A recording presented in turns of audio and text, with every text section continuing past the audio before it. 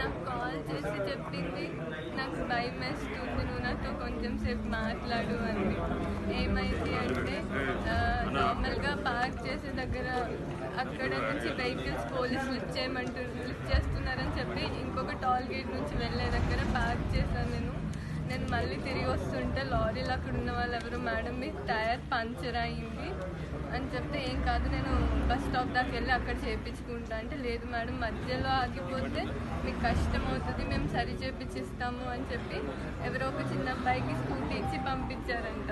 మళ్ళీ ఆ అబ్బాయి తిరిగి వచ్చాడు, షాప్స్ అన్నీ క్లోజ్ ఉన్నాయని, మళ్ళీ వేరే షాప్లో చేపిస్తామని తీసుకెళ్లారంట. అయితే ఇంకా రాలేదా అంటే, ఏమో ఇప్పుడే తీసుకెళ్ళాను, నాకు చాలా భయం వేస్తుంది అని చెప్పింది. నేను చెప్పాను వదిలేసి వచ్చేసేమని, లేకపోతే టాల్ బూత్ దగ్గరికైనా వెళ్ళమని చెప్పాను. కానీ తను ఏం వెళ్తామా టాల్ బూత్ దగ్గరికి వెళ్ళి నిల్చుంటామో చెప్పి వాళ్ళందరూ చూస్తారు అని అంది. తర్వాత ఏంటి ఎవరు కనిపించట్లేదు అంది. మళ్ళీ అందరు లేదు వచ్చారు అలా అని అంది. నేనన్నా కొద్దిసేపు అయ్యాక మళ్ళీ కాల్ చేస్తాను పెట్టేసా. మళ్ళీ కొద్దిసేపు తర్వాత ఫోన్ చేసి నాకు భయం వేస్తుంది అంది.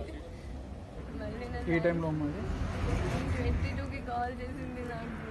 నేను చెప్పాను వదిలేసి వచ్చేయమని, లేకపోతే వెళ్ళి ఆ టాల్ బూత్లో అయినా ఉండమని చెప్పా. నాకు కాల్ చేసి చెప్పింది, నాకు భయం వేస్తుంది, నువ్వు నాతో కొంచెం సేపు మాట్లాడు అంది. ఏమైంది అంటే నార్మల్గా పార్క్ చేసే దగ్గర అక్కడ నుంచి వెహికల్స్ పోలీసులు లిఫ్ట్ చేస్తున్నారని చెప్పి ఇంకొక టోల్ గేట్ నుంచి వెళ్ళే దగ్గర పార్క్ చేశాను నేను మళ్ళీ తిరిగి వస్తుంటే లారీలో అక్కడ ఉన్న వాళ్ళు ఎవరు, మేడం మీ టైర్ పంచర్ అయింది అని చెప్తే, ఏం కాదు నేను బస్ స్టాప్ దాకా వెళ్ళి అక్కడ చేయించుకుంటా అంటే, లేదు మేడం మధ్యలో ఆగిపోతే మీకు కష్టం అవుతుంది, మేము సరి చేయించిస్తాము అని చెప్పి ఎవరో ఒక చిన్న అబ్బాయికి స్కూటీ ఇచ్చి పంపించారంట.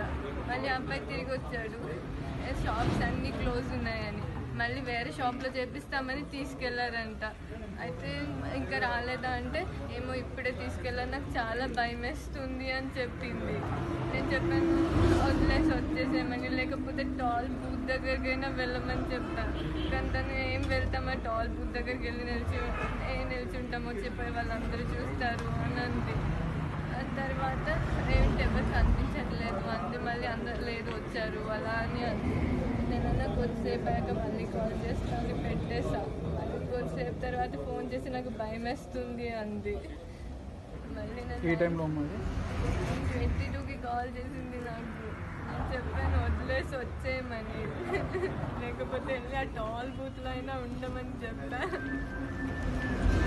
ఇన్ఫర్మేషన్ వచ్చింది, మాకు భయం అవుతుందని చెప్పి 9:30 ఆ ప్రాంతంలో మా చిన్న పాపతో మాట్లాడింది. ఆయన బండి వదిలేసి వెళ్ళిపోవని చెప్పింది. ఆమె వెళ్ళిపోలేదు, లారీలో స్కూటర్ తీసుకపోయిండు, ఆయన లిఫ్ట్ చేసుకుని వెళ్ళిపోయిండు. మేము ఇంకా 10 నిమిషాల నుంచి మళ్ళీ చేస్తే స్విచ్ ఆఫ్ వచ్చింది.